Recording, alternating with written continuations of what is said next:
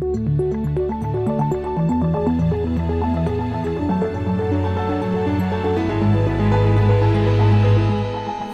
This Morning.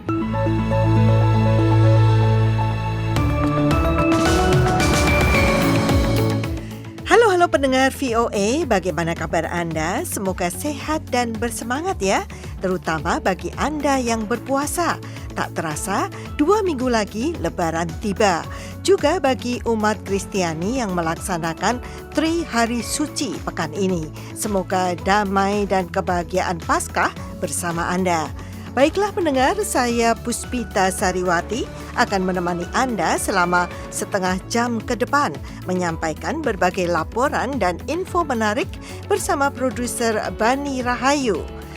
Menteri Pertahanan AS dan Israel bertemu di tengah ketegangan pasca resolusi gencatan senjata. As I have consistently said, protecting Palestinian civilians from harm is both a moral necessity and a strategic imperative. Wajib lapor barang bawaan ke luar negeri menuai kontroversi. Selama ini teman-teman sekalian, kebijakan itu sangat minimal dipakai oleh para penumpang. Pendengar, selain itu berbagai info menarik akan kami sajikan pagi ini. Jangan lupa Anda juga dapat mendengarkan VOA This Morning secara live streaming di www.voaindonesia.com atau kapan saja di platform podcast langganan Anda seperti Spotify, YouTube Podcast, atau Apple Podcast. Kini kami sampaikan dulu Warta Berita Dunia bersama Karlina Amkas. Selamat pagi, seorang peneliti PBB meyakini bahwa operasi militer Israel di Gaza sejak 7 Oktober lalu merupakan tindakan genosida. Ia menyerukan kepada berbagai negara untuk segera menjatuhkan sanksi serta memberlakukan embargo senjata. Ketika mempresentasikan laporan berjudul Anatomi Genosida dalam sidang Dewan HAM PBB di Jenewa Selasa, Francesca Albanese, pelapor khusus PBB untuk HAM di wilayah pendudukan Palestina, menekankan bahwa lebih dari 30.000 warga Palestina terbunuh di antara tindakan lainnya. Specifically, Israel has committed 3 acts of genocide with the requisite intent. Secara khusus, Israel telah melakukan 3 tindakan genosida terhadap warga Palestina sebagai kelompok dengan niat tersirat menyebabkan kerugian fisik atau mental yang serius, dengan sengaja membuat kondisi kehidupan yang akan berujung pada kehancuran fisik secara keseluruhan atau sebagian, dan memaksakan tindakan yang bertujuan mencegah kelahiran dalam kelompok tersebut, ujar Albanese. Israel yang tidak menghadiri sesi itu menolak laporan Albanese. Misi diplomatik Israel di Jenewa menilai bahwa penggunaan kata genosida keterlaluan. Ia mengatakan bahwa perang tersebut ditujukan kepada kelompok Hamas dan bukan kepada warga sipil Palestina. Masih terkait Gaza, Menteri Pertahanan Prancis pada Selasa membantah tuduhan dari para jurnalis investigasi bahwa negara itu memasok komponen amunisi yang digunakan oleh tentara Israel dalam perang di Gaza.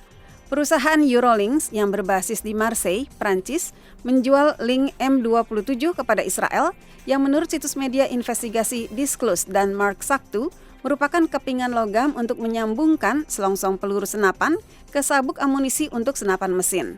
Amunisi semacam itu dapat digunakan untuk menyerang warga sipil di jalur Gaza, kata situs tersebut. Laporan sejumlah media investigasi itu diperkuat foto-foto yang mereka sebut diambil pada 23 Oktober, beberapa minggu setelah serangan mematikan Hamas ke Israel pada 7 Oktober yang memicu pertempuran sengit di Gaza. Kantor berita AFP tidak dapat memverifikasi laporan soal pasokan senjata tersebut. Namun, Menteri Pertahanan Prancis, Sébastien Lecornu, mengatakan kepada para wartawan di Paris bahwa izin yang dipegang Eurolinks untuk mengekspor ke perusahaan Israel, IMI Systems, hanya mencakup ekspor kembali ke negara-negara yang bukan anggota Uni Eropa dan tidak untuk digunakan tentara Israel. Kelompok sayap kiri menyerukan agar Prancis mengikuti jejak Kanada dan menghentikan semua ekspor senjata ke Israel. Anggota Parlemen Prancis Mathilde Panot, Ketua Partai France Unbowed (LFI) yang beroposisi, menganggap ekspor tersebut sebagai skandal besar. Ia menuduh Lecornu berbohong dalam sidang dengar pendapat di parlemen baru-baru ini.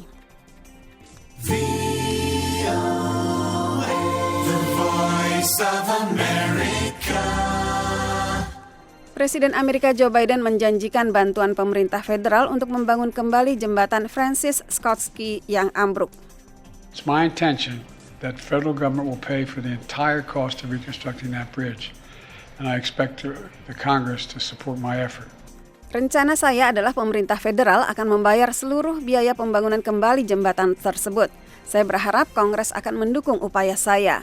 Jembatan di Baltimore itu, kota pelabuhan di negara bagian Maryland, ambruk setelah ditabrak kapal kontainer yang terus melaju setelah mesinnya mati mendadak Selasa dini hari.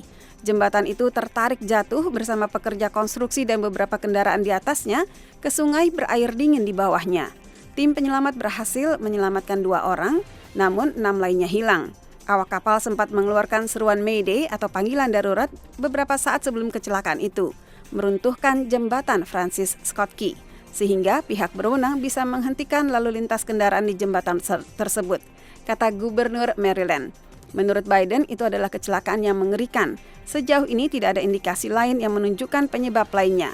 Tidak ada alasan untuk meyakini bahwa ini adalah tindakan yang disengaja, ujar Biden.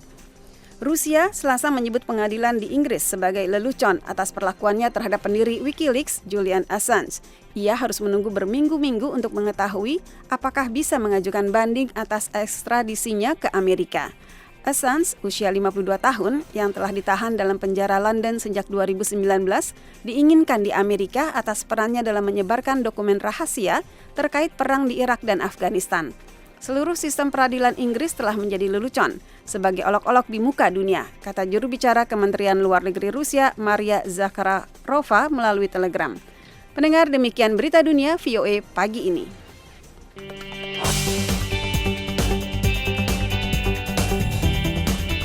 Pendengar, Menteri Pertahanan AS dan Menteri Pertahanan Israel bertemu di Washington di tengah ketegangan kedua negara setelah AS abstain dalam pemungutan suara resolusi Dewan Keamanan PBB.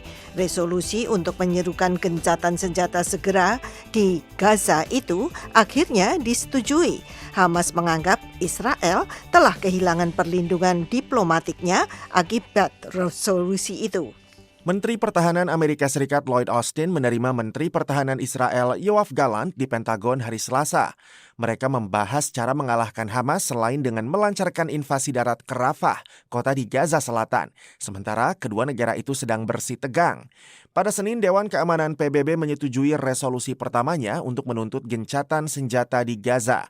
Keputusan Amerika Serikat untuk abstain dalam pemungutan suara resolusi tersebut membuat marah Israel. Israel menanggapinya dengan membatalkan kunjungan delegasi tingkat tingginya ke Washington pekan ini. Itu adalah pertikaian paling sengit yang ditunjukkan secara terbuka oleh kedua sekutu dekat itu sejak perang dimulai.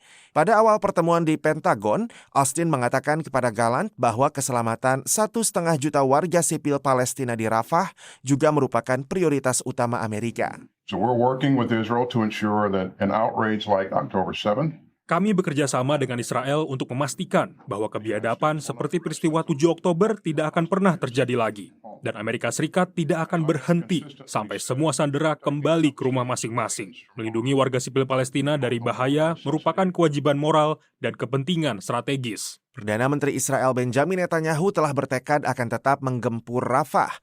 Ia mengecam resolusi Dewan Keamanan PBB karena dianggap telah membuat Hamas berani menolak proposal gencatan senjata yang diupayakan secara terpisah. Berbicara kepada Austin, Menhan Israel Yoav Gallant menuturkan, the negotiation on the hostages issue. Perundingan terkait masalah sandera dan sikap Hamas mengharuskan kita bergandengan tangan dalam upaya militer dan diplomatik, serta meningkatkan tekanan terhadap Hamas. Sementara itu, Kementerian Luar Negeri Qatar pada Selasa mengatakan bahwa resolusi Dewan Keamanan PBB yang menyerukan gencatan senjata dalam perang Israel-Hamas tidak berdampak langsung pada perundingan yang sedang dilakukan di Doha.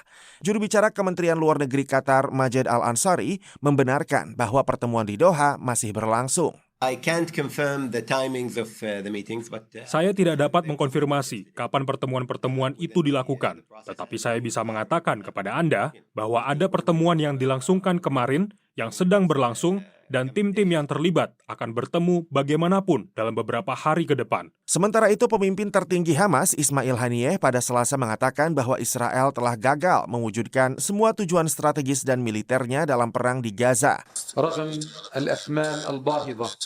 Terlepas dari harga yang mahal dan mengerikan yang dibayar Gaza dan rakyat Palestina, entitas Zionis telah gagal mewujudkan tujuan militer dan strategisnya. Sekarang, mereka kehilangan perlindungan diplomatik, bahkan di Dewan Keamanan. Memasuki bulan ke-6, Israel dan Hamas secara terbuka berkukuh bahwa masing-masing dari mereka semakin mendekati kemenangan dan sama-sama menolak upaya internasional untuk membendung pertumpahan darah. Rifan Dwi Astono, VOA, Washington. Hasil analisis dari United Services Institute di Inggris mendapati masih banyak negara barat yang menggantungkan bahan bakar reaktor nuklir mereka pada Rusia. Kondisi ini menjadi batu sandungan dalam upaya memutus hubungan ekonomi dengan Kremlin pasca serangannya ke Ukraina. Prancis diketahui memiliki 56 reaktor nuklir yang menyediakan sumber energi listrik untuk sekitar 2/3 wilayahnya. Menurut laporan Royal United Services Institute atau RUSI, negara itu juga salah satu pelanggan terbesar uranium yang diperkaya dari Rusia untuk menyalakan seluruh reaktor tersebut. Laporan itu juga menyebutkan, meskipun sejumlah negara barat berupaya memutus hubungan ekonomi dengan Rusia, mereka masih menggantungkan kebutuhan bahan bakar reaktor nuklirnya kepada Rusia. Daria Dolzhikova, salah satu peneliti Rusi, menjelaskan hal itu. Volume impor uranium yang diperkaya dari Rusia ke Prancis telah meningkat secara signifikan sejak awal tahun 2022, yaitu sekitar 184%.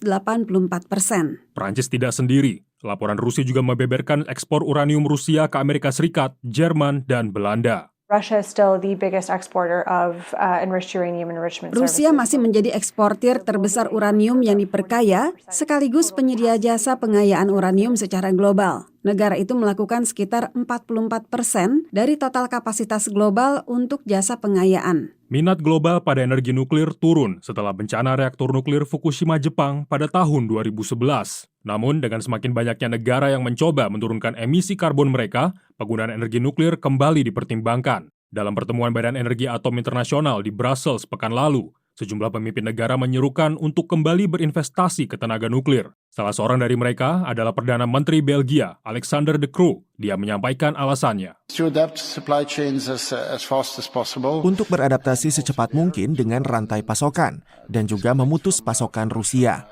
Tetapi kita perlu menyeimbangkan beberapa hal. Jika kita ingin melakukan dekarbonisasi, jika kita ingin mengurangi produksi karbon dioksida, kita perlu memastikan bahwa reaktor-reaktor nuklir kita bisa berlanjut. Laporan itu juga menyebutkan bahwa ekspor ke Tiongkok telah meningkat, sehingga menimbulkan kecurigaan bahwa uranium yang diperkaya itu akan digunakan Tiongkok untuk memfasilitasi lebih banyak ekspor uranium yang diperkaya dari negeri tirai bambu itu. Praktik ini biasa dikenal dengan istilah pengalihan. Sanksi atau pembatasan apapun perlu dilakukan secara multilateral. Jika tidak, karena kompleksnya rantai pasokan pengayaan uranium dan bahan bakar, Rusia akan menemukan celah dalam pembatasan itu dan terus mencoba mengakses pasar barat. Negara-negara barat sedang mencoba meningkatkan swasembada nuklir mereka. Menurut laporan industri nuklir, Prancis sedang meningkatkan kapasitas pengayaan uraniumnya hingga lebih dari 30%. Perusahaan Amerika Serikat, Westinghouse, dan perusahaan Ukraina, Energoatom, telah memulai produksi bahan bakar nuklir di Swedia untuk menyuplai reaktor-reaktor nuklir negara-negara bekas Uni Soviet di Eropa Timur. Menurut Dolzhikova, setidaknya perlu waktu 2 tahun agar negara-negara barat bisa memutus ketergantungannya pada bahan bakar nuklir Rusia. Taris Zirziman melaporkan untuk VOA, Washington.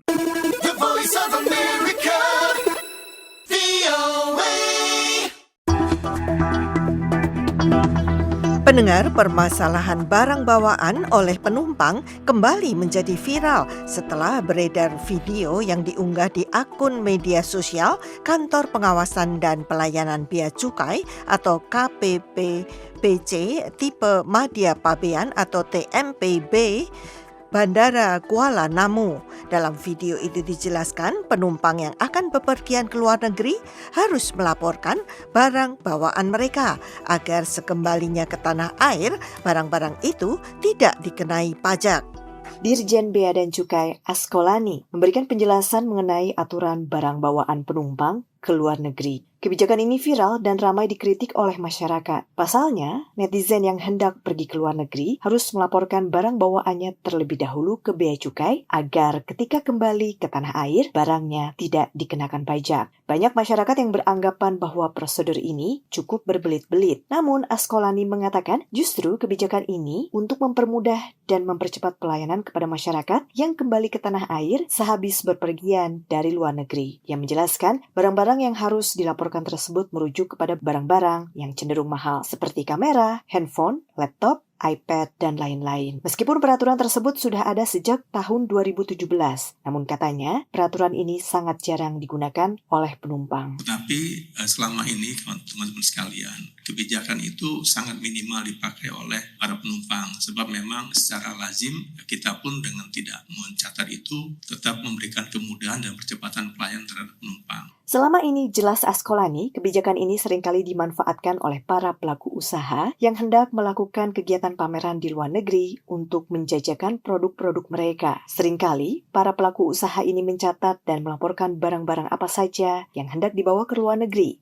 Dalam kesempatan yang sama, Menkyu Sri Mulyani pun angkat bicara. Terkait kebijakan barang bawaan penumpang tersebut, Menkyu mengatakan ada sosialisasi yang kurang akan aturan ini, sehingga membuat gaduh di masyarakat, padahal sebenarnya aturan ini justru untuk memudahkan penumpang. Saya sudah minta kepada Bea Cukai untuk barang bawaan tadi yang tujuannya sebenarnya lebih untuk membantu teman-teman yang melakukan kegiatan event di luar negeri yang membawa barang banyak gitu, yang kadang-kadang bahkan termasuk juga dari UMKM yang melakukan eksibisi, itu sering komplikasinya di dalam membawa kembali barangnya ke Indonesia. Sementara itu, pengamat kebijakan publik Trubus Rahadiansyah mengatakan kebijakan tersebut kurang tepat untuk diterapkan. Menurutnya, sebelum membuat sebuah kebijakan, ada baiknya pemerintah melakukan kajian terlebih dahulu dengan melibatkan partisipasi publik sehingga tidak menimbulkan kritikan keras dari masyarakat. Kebijakan ini menurut saya ada ekses negatif ya. Ekses negatifnya adalah pertama itu membebani orang kan, jadinya orang itu jadi ribet dengan birokrasi itu gitu. Jadi dengan membebani orang itu saya melihat ini ada celah bagi oknum-oknum